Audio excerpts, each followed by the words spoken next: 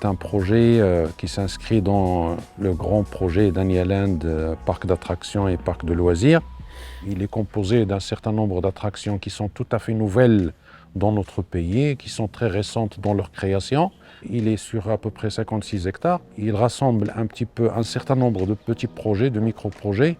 Et il y a un peu de tout, du sport, du culturel, des salles de jeux un peu électroniques, laser, etc.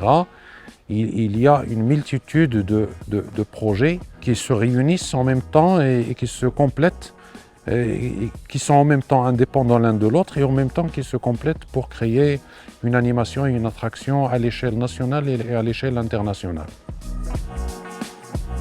On espère, Inch'Allah, recevoir aux alentours de 2000 jusqu'à 3000 personnes par jour.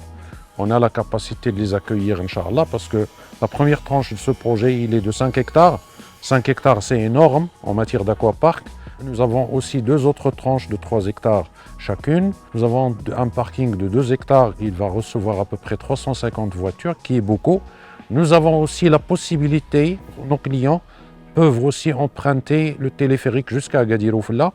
Une fois ils font la visite d'Agadir Oufella au même sang, de pouvoir rejoindre le parc aquatique par une navette qu'on va préparer pour cet objet-là. Ce packaging entre le téléphérique et le projet du parc aquatique va être bien sûr avec des réductions de prix.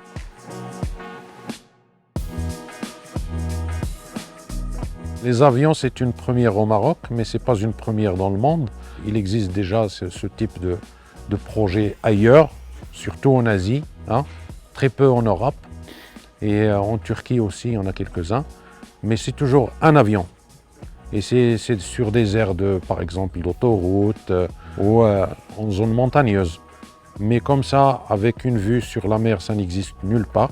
Et en même temps, ça n'existe nulle part dans le monde aussi d'avoir 2 avions côte à côte avec 2 restaurations différentes.